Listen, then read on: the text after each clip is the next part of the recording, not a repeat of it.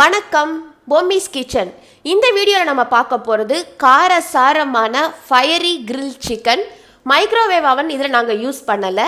Grill பேன்லேயே slow cook process மூலமாக, அதாவது ரொம்ப மெதுவாக குக் பண்ணி எடுத்திருக்கோம் இந்த சிக்கன் பீசஸ் எல்லாம். பாருங்கள் எவ்வளோ அழகாக வந்திருக்கு. வெறும் ரெண்டு ஸ்டெப்பில் இவ்வளோ அருமையான சிக்கன் நமக்கு கிடைக்கும். ஸோ ஸ்டே கனெக்டட், சப்ஸ்கிரைப் பண்ணுங்கள், சப்போர்ட் பண்ணுங்கள் பொம்மிஸ் கிச்சன்.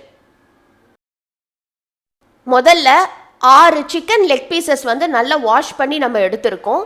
இதில் நல்லா ஆழமாக நீட்டாக கட்ஸ் போட்டிருக்கோம், அதாவது லாங் அண்ட் டீப் கட்ஸு.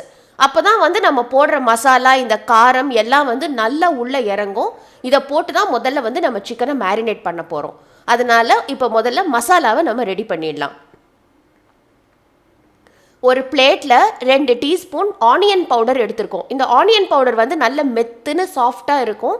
நமக்கு டிபார்ட்மெண்டல் ஸ்டோர்ஸ், சூப்பர் மார்க்கெட் அங்கே கூட இந்த ஆனியன் பவுடர் கிடைக்கும். இது கூட 2 டீஸ்பூன் இஞ்சி பூண்டு விழுது சேர்த்துட்டு நல்லா நம்ம கலந்துடணும். இப்போ உங்களுக்கு ஆனியன் பவுடர் கிடைக்கலையா, ஒரு பெரிய வெங்காயத்தை பொடியாக அரிஞ்சு வதக்கிட்டு நல்லா சாஃப்டாக மிக்சியில் அரைச்சிடுங்க. அதுக்கப்புறம் இதை இஞ்சி பூண்டு விழுதை சேர்த்துட்டு இதை ப்ரிப்பேர் பண்ணிக்கலாம், ஆனியன் பவுடர் கிடைக்காட்டி. இப்போது இது வரைக்கும் ரெடி ஆகிடுச்சு. இதில் 4 காரத்துக்காக 4 பொருட்கள் சேர்க்குறோம். முதல்ல மிளகுத்தூள், ஒரு 2 டீஸ்பூன் மிளகுத்தூள் சேர்க்குறோம் ஃபஸ்ட்டு. அடுத்ததாக சில்லி சாஸ், இது ஒரு 2 டீஸ்பூன் சேர்க்கலாம். 4 பொருள் நான் சேர்த்துருக்கேன். உங்களுக்கு 1 2 இல்லைன்னா கூட பரவாயில்ல, அந்த டேஸ்ட்டில் எந்த டிஃப்ரென்ஸும் நமக்கு வராது. இது 3 டீஸ்பூன் நம்ம வீட்டில் யூஸ் பண்ணுற மிளகாத்தூள், சில்லி பவுடர் இது நம்ம சேர்த்துக்கணும். கடைசியாக பாப்ரிக்கா பவுடர், இது ஒரு 2 டீஸ்பூன்.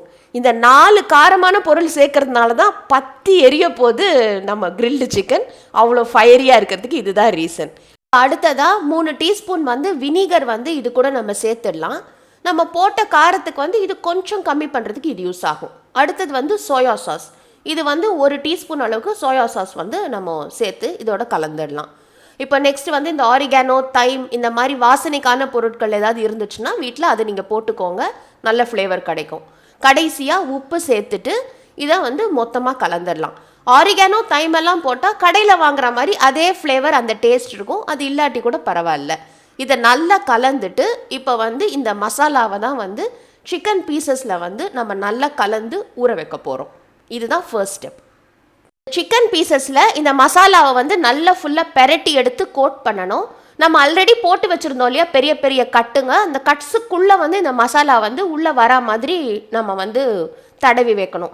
கிட்டத்தட்ட ஒரு 4லேருந்து 5 மணி நேரம் இந்த மசாலாலையும் காரத்துலேயும் இந்த லெக் பீசஸ் ஊறினா தான் நமக்கு அந்த டேஸ்ட்டு வரும்.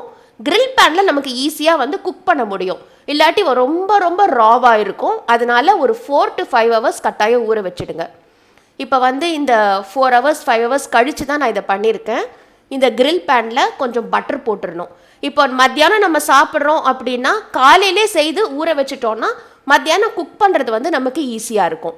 இப்போ இந்த கிரீஸ் பேன் ஃபுல்லாக ஆயில், பட்டர் இதை போட்ட உடனே முதல்ல ஒரு 3 சிக்கன் லெக் பீசஸ் வச்சா போதும். அதுக்கு மேலே போட்டால் அந்த பேன் க்ரௌட் ஆகிடும், திருப்பி போடுறதும் நமக்கு கஷ்டமாக இருக்கும்.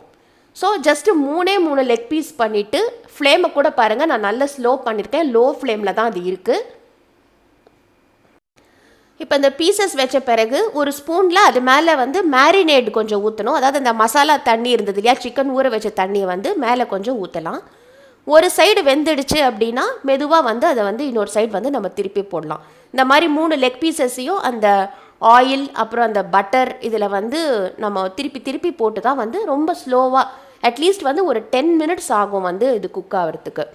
ஒரு 4-5 மணி நேரம் நமக்கு ஊறினாதான் இந்த ப்ராசஸ் நமக்கு கொஞ்சம் ஈஸியாக நடக்கும், குக்கிங் ப்ராசஸ்ஸு. இப்போ திருப்பியும் நம்ம மேரினேட் ஊற்றுறோம் பாருங்கள் மேலே.